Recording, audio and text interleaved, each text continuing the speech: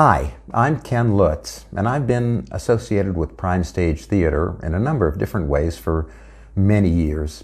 And I'd like to read for you a selection from the book A Wrinkle in Time. The stage adaptation of this story is on the Prime Stage schedule for next season, so it seemed like a perfect choice. A Wrinkle in Time is centered on a teenage girl named Meg, and she's having a very difficult time. She is convinced that she's ugly and awkward and dumb, and she is positive that everyone else sees her the same way. Her father, who is a scientist, both of her parents are scientists, her father has gone missing, and she adores him, so she's very distraught about that. She also has a much younger brother named Charles Wallace.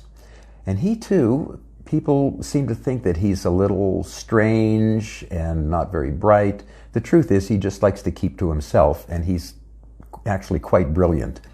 Meg also has an older friend from school named Calvin.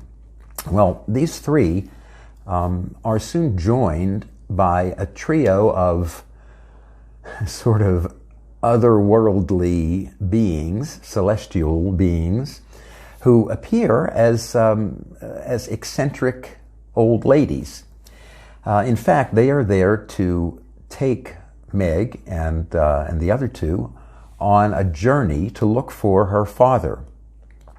Of course, it's too far to go with conventional travel, so they are going to go through a wrinkle in time, which they call a tesseract. By the way, the three ladies are Mrs. Who, Mrs. Which, and Mrs. Whatsit. So I'm going to read a little bit of the section where they are explaining to Meg and to us exactly how this works. Meg began to cry, to sob aloud. Through her tears, she could see Charles Wallace standing there, very small, very white. Calvin put his arms around her, but she shuddered and broke away, sobbing wildly. Then she was enfolded in the great wings of Mrs. Whatsit, and she felt comfort and strength pouring through her. Mrs. Whatsit was not speaking aloud, and yet through the wings Meg understood words. "My child, do not despair. Do you think we would have brought you here if there were no hope? We are asking you to do a difficult thing, but we are confident that you can do it. Your father needs help. He needs courage. And for his children, he may be able to do what he cannot do for himself." "Now," Mrs. Which said, "are we ready?" "Where are we going?" Calvin asked. Again, Meg felt an actual physical tingling of fear as Mrs. Which spoke. "We must go behind the shadow." "But we will not do it all at once," Mrs. Whatsit comforted them. "We will do it in short stages." She looked at Meg. "Now we will tesser. We will wrinkle again. Do you understand?" "No," Meg said flatly. Mrs. Whatsit sighed. "Explanations are not easy when they are about things for which your civilization still has no words. Calvin talked about traveling at the speed of light. You understand that, little Meg?" "Yes," Meg nodded. "That, of course, is the impractical long way around. We have learned to take shortcuts wherever possible." "Sort of like in math?" Meg asked. "Like in math."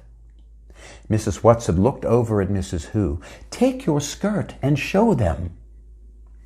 "La experiencia es la madre de la ciencia," Spanish, my dears, Cervantes. Experience is the mother of knowledge. Mrs. Hu took a portion of her white robe in her hands and held it tight. You see, Mrs. Whatsit said, if a very small insect were to move from the section of skirt in Mrs. Hu's right hand to that in her left, it would be quite a long walk for him if he had to walk straight across. Swiftly, Mrs. Hu brought her hands, still holding the skirt, together. Now you see, Mrs. Whatsit said, he would be there without that long trip. That is how we travel. Charles Wallace accepted the explanation serenely. Even Calvin did not seem perturbed. Oh, dear, Meg sighed. I guess I am a moron. I just don't get it. That is because you think of space only in 3 dimensions, Mrs. Whatsit told her. We travel in the 5th dimension. This is something you can understand, Meg. Don't be afraid to try. Was your mother able to explain a tesseract to you? Well, she never did, Meg said. She got so upset about it. Why, Mrs. Whatsit? She said it had something to do with her and Father. It was a concept they were playing with, Mrs. Whatsit said, going beyond the 4th dimension to the 5th. Did your mother explain it to you, Charles? Well, yes. Charles looked a little embarrassed. Please don't be hurt, Meg. I just kept at her while you were at school till I got it out of her. Meg sighed. Just explain it to me. Okay, Charles said. What is the 1st dimension? Well, a line. Okay, and the 2nd dimension? Well, you'd square the line. A flat square would be in the 2nd dimension. And the 3rd? Well, you'd square the 2nd dimension. Then the square wouldn't be flat anymore. It would have a bottom and sides and a top. And the 4th? Well, I guess if you want to put it into mathematical terms, you'd square the square. But you can't take a pencil and draw it the way you can the first 3. I know it's got something to do with Einstein and time. I guess maybe you could call the 4th dimension time. That's right, Charles said. Good girl. Okay, then, for the 5th dimension, you'd square the 4th, wouldn't you? I guess so. Well, the 5th dimension's a tesseract. You add that to the other 4 dimensions, and you can travel through space without having to go the long way around. In other words, to put it into Euclid or old-fashioned plane geometry, a straight line is not the shortest distance between 2 points. For a brief, illuminating second, Meg's face had the listening, probing expression that was so often seen on Charles's. I see, she cried. I got it. For just a moment, I got it. I can't possibly explain it now, but for a second there, I saw it. She turned excitedly to Calvin. Did you get it? He nodded. Enough. I don't understand it the way Charles Wallace does, but enough to get the idea. So now we go, Mrs. Which said.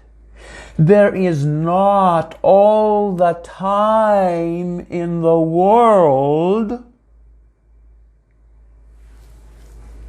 Could we hold hands? Meg asked. Calvin took her hand and held it tightly in his.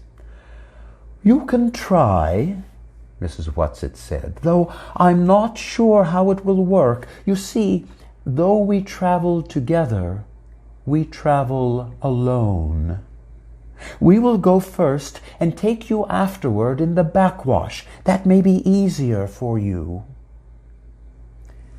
As she spoke, the great white body began to waver, the wings to dissolve into mist.